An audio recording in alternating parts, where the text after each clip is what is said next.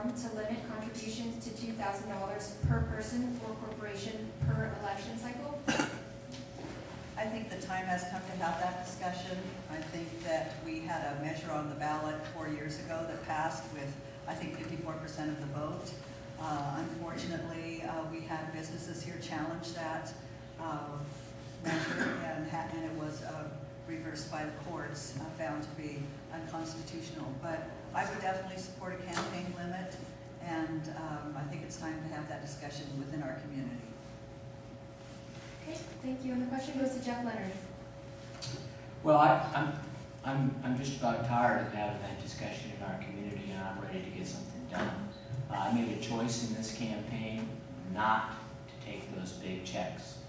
I've spent 8 years on the city council. I've tried very hard to remain independent, go decision by decision with each decision that comes along, and then try my very best to adopt the best idea for our community, regardless of which side of the fence it comes on.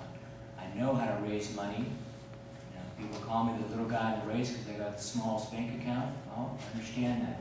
I know how to raise money because I built the Eureka skate park. When it comes to campaigns, I didn't want to do it. I wanted to maintain that independence from those big donations. So I set my own contribution limits on my campaign, and I'm going to continue to run the grassroots campaign I've done the last 2 times out. Thank you. And Virginia Bass, same question. I feel it's past time to have this discussion. I know that there was the Measure T, and there was a lot of hoopla and excitement over whether it was the right direction to go for campaign finance reform. And I kept thinking at the time that to me caps made a lot more sense. And I do think $2,000 is a reasonable cap for a county race. And I hear what others are saying about big money being involved. And quite frankly, I think $2,000 is fairly reasonable. I've had campaign donations that start at $10 that go up to $3,000 for one donation, and the rest are all $1,500, $550. I think donation caps are totally reasonable. I just think it has to be a fair playing field, and that these caps have to be decided before anyone heads into an election, because not having the same rules leads to an unfair playing field or unlevel playing field.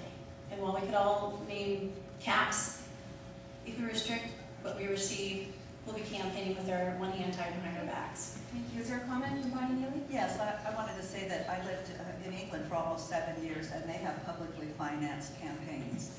And I think there's a sense of fairness that goes with that, and they also shorten the time of a campaign. Instead of it being for 4 or 5 months, it's just 30 days. So I think there's benefit in that as well. Thank you. The next question goes to Virginia Bass first. Why has the county general plan taken so long to update, and do you have any plans to ensure that the community development department performs efficiently? Well, I've asked that same question of why it has taken so long to get the general plan finished. And I've heard a variety of reasons, and I'm sure that many of them, I think there's good reason that it's gone beyond 6 years. Somehow being at the point of 11 years, to me, is unreasonable. I want to point out something that was in the voter pamphlet from last election, where the incumbent stated that the development and enforcement of land use and zoning policies are among the most important responsibilities entrusted to local government. Well, here we are 3.5 years later, and we're still talking about it. And to me, it's something that should be done now. And I would ensure to do my best under my abilities to make the general plan be finished. In that way, the planning department will have clear, concise guidelines, and the community will know what to expect. Because right now, everyone's flying without a rudder and with no compass. And we need to give them direction and make it consistent. Thank you. Thanks. And the same question to Bonnie Neely. I think that maybe the reason it would seem simple to my opponents in terms of updating the general plan is because they represent 9.5 square miles in Humboldt County, and the county is 3,600 square miles. It's a very, very, very complex process. It's a very serious conversation we're having with our community, what our future will be, what kind of jobs we'll have here. Are we going to protect our resource lands like ag lands and forest lands, or are we going to look to conversions? I think the reason that the general plan is taking so long is because we added elements like the water element, we've added the energy element to address greenhouse gas emissions. And we're having a great discussion with the public, but it's coming to closure, and we're going to have some of the policies adopted by the board within the year. Thank you. Jeff Leonard? Well, I served as chair of the Redwood Coast Energy Authority, and we put together the energy element for insertion into the general plan. We did that several years ago. We did all the town hall meetings and put that thing together. And I don't know how you can say 11 years and it's necessary. It's not. You know, there's counties up and down the state that get it done in 2 or 3, and they're just as big as we are. And so you might say, well, we're going to do a special job and we're going to add some other stuff, and so maybe it's going to run out to 5 or 6, but 11 years and we're still not at the end of the tunnel. I mean, I think it's time to say, okay, you know, we've got a problem here that we need to solve.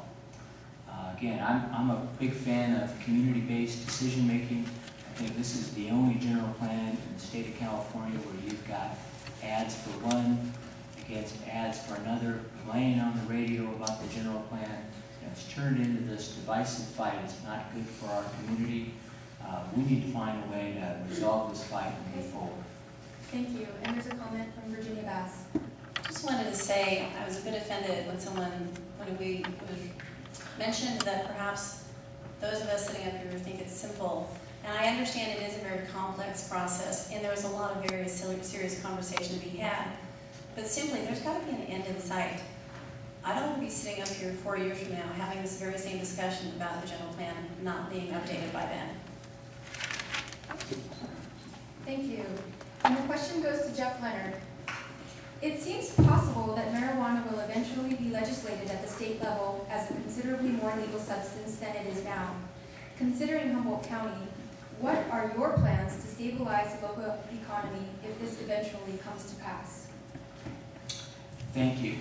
Well, in the city of Eureka, we've seen some real problems as a result of the passage of Prop 215. We've seen a lot of houses in our neighborhoods turn into commercial grows. They no longer have people living in them.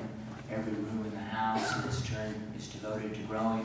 And a lot of rentals, people pouring up the floor, pouring up the walls, you know, illegally wired. We've had a lot of problems with that.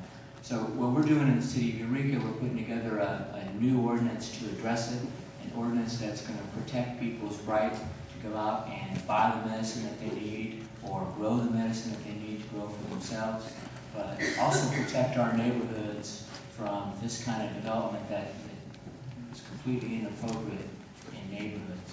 I think down the road, the ordinance that we're putting together in the city of Eureka is going to create the structure as we start to see this economy transition into a world where marijuana is eventually legalized. Thank you. And the same question goes to Virginia Bass. Would you mind repeating that, please? It seems possible that marijuana will eventually be legislated at the state level as a considerably more legal substance than it is now. Considering Humboldt County, what are your plans to stabilize the local economy if this eventually comes to pass? Thank you for reading that. I see the question a little bit differently than the gentleman to my left. I hear the question is, there's a lot of money coming into Humboldt County right now that goes undetected, but it really puts a lot of businesses in business. And what's going to happen when marijuana may eventually be legalized? What's going to happen to those businesses?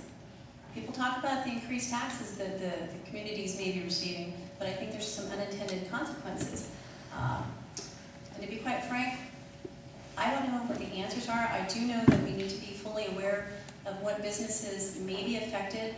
And it sounds a little strange if any of you read the article where they talked about making Humboldt County a tourism destination for marijuana. I'm not sure if I want to go that far, but I do think we have to be willing to look at creative answers to the problems that are going to arise when legalization may eventually happen. Thank you. And the question goes to Bonnie Neely. Thank you. Well, of course, this is on the ballot for next November, and it will be the citizens of the state of California that make the decision. I guess the question to us will then be, how is it going to be regulated, and what role will county government play? In terms of the economy, I think I would look to the Headwaters Fund to try to do an analysis of